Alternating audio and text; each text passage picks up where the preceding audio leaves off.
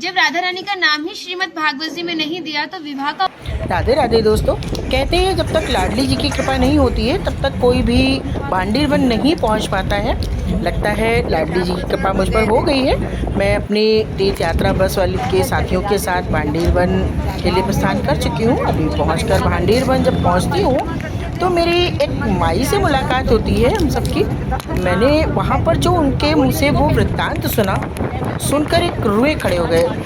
तो मेरा मन हुआ कि मैं आपको भी उस वृत्तांत में शामिल करूं, तो बहुत ध्यान से पूरा वृत्तांत सुनिए। ब्रज में भ्रमण करने के लिए आओगे तो कान्हा जी की लीलाओं का ही आनंद लोगे, क्योंकि कान्हा की लीलाएं तो अनंत हैं। कहते हैं ना, हरि रूप अनंत हरि कथा अनंता।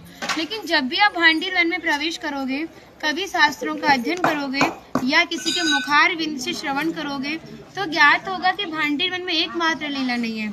यहाँ पे हमारी 14 लीलाओं का उल्लेख है। प्रथम लीला श्री जी के विवाह की मानी जाती है, लेकिन सबसे बड़ा ग्रंथ श्रीमद् भागवत जी को माना जाता है। आपने उसका अध्ययन श्रवण किया हो तो राधा रानी का नाम उसमें आता है नहीं आता? श्रीमद् भागवत में नहीं आता। नहीं आता, बिल्कुल नहीं आता, क्योंकि सुखदेव जी राधा रानी को परम गुरु मानते थे। जब राधा रानी का नाम ही श्रीमद् भागवत जी में नहीं दिया तो विवाह का उल्लेख कैसे हो सकता है? लेकिन श्रीमद् भागवत जी को छोड़ के 12 ग्रंथ ऐसे हैं जो हमारी लाडली जी के विवाह का उल्लेख करते हैं। लेकिन जिस भांडीर वट के नीचे आप खड़े हो, इसका श्रीमद् भागवत जी के 10वें स्कंद के 18वें अध्याय में 22वां श्लोक कि बृहंतो बाहि मानस्य 4 यंत्रस्य गोदनम भांडीरकम नाम बटम जम्बू कृष्णम प्रोग्राम, यानी वृक्ष द्वापर युग में बहुत विशाल था, 4 योजनों में फैला हुआ था। इसकी जो सीमा थी वो 15 किलोमीटर में थी, तो इसको पंचकोशीय वृक्ष के नाम से भी जानते थे। कान्हा जी इन्हीं की शाखाओं पर चढ़ के यमुना मैया को आर पार किया करते थे। मान्यता है कान्हा जी की जो 9 लाख गाय थी दोपहर के समय इसी वृक्ष के नीचे बैठ के विश्राम करती थी। तो माता जो भी माखन मिर्ची रोटी इत्यादि प्रसादम में रख देती थी, सभी ग्वाल वाल एकत्रित होकर दोपहर का भोजन करते थे।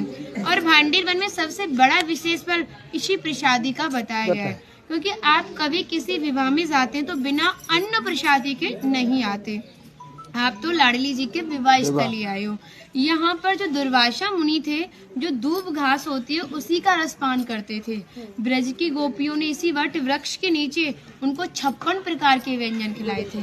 यहाँ पर राधा कृष्ण में मल्ल युद्ध हुआ था, उसमें ये तय था कि जो भी हारेगा उसको भंडारा करना होगा। तो जब हमारे कान्हा जी हार गए थे तो ग्वाल वालों के साथ मिलके यहाँ पे भंडारा किया, उसी के नाम पर इसका नाम भांडीर वन पड़ा। यहाँ पर ब्राह्मण पत्नियों ने भी कान्हा जी को भोजन प्रसादी खिलाई है, और ठाकुर जी ने ब्रजवासियों से ये टुकड़े मांग के पाए थे, तभी नाम दिया था इसका मधुकरी। मांग के पाना मतलब मधुकरी। तभी शास्त्रों में ब्रजवासियों को अपना हृदय बताया और कहा कि जब तक ब्रजवासी की कृपा नहीं होगी, ठाकुर जी की कृपा बहुत दूर की बात है। यानी सर्वप्रथम ब्रजवासी की कृपा होना बहुत जरूरी है, जब ही हमारे ठाकुर जी हमारे ऊपर कृपा करते हैं। हमारी राधा रानी ने स्कंद पुराण में इस स्थान के बारे में ये कहा था कि जो भी गुप्त वृंदावन आएगा वो मोक्ष को प्राप्त होगा। यानी भांडीर वन को ही उन्होंने गुप्त वृंदावन कह के संबोधित किया।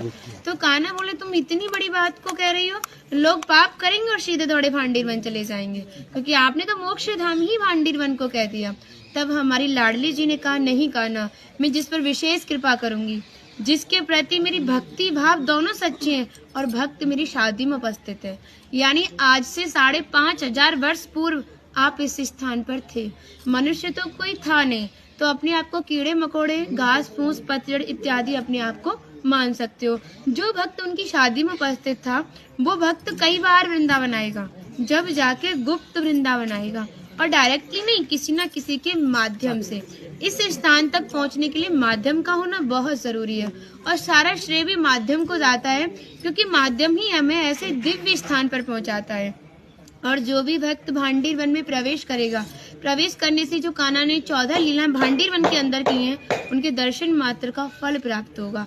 और जो भी यहाँ की एक किनका प्रसादी पाएगा और 1 रात्रि निवास करेगा, वो इस ब्रज गौलोक धाम से वैकुंठ गौलोक धाम को जाएगा। क्योंकि जो हमारे ठाकुर जी ने गौलोक धाम को इस 84 कोस में ही बांटा है। आप यहाँ पे जो भी दर्शन करोगे वो प्रकृति की देन के हिसाब से और मानव निर्मित दर्शन है, लेकिन आप गौलोक धाम में जो भी दर्शन करोगे वो ठाकुर जी के हिसाब से है। जैसे गर्ग संहिता के 6वें अध्याय का नाम है गौलोक खंड, आप उसका अध्ययन करोगे तो भांडीर वट का एक दिव्य वर्णन का अध्ययन करोगे। कहते हैं गौलोक धाम में ब्रिजा नदी के किनारे भांडीर वट है, यानी यमुना मैया का नाम ही गौलोक धाम में ब्रिजा है। तो यहाँ पर भी आप एक भांडीर वट के दर्शन कर रहे हो। कहते हैं लोकनाथ प्रभु जी ने कहा है कि अगर भक्त इस भांडीर वट का दर्शन कर ले, दर्शन मात्र से, स्पर्श की तो बात बहुत दूर की बात है, दर्शन मात्र से ही उसे दोबारा गर्भ में जाना नहीं पड़ता।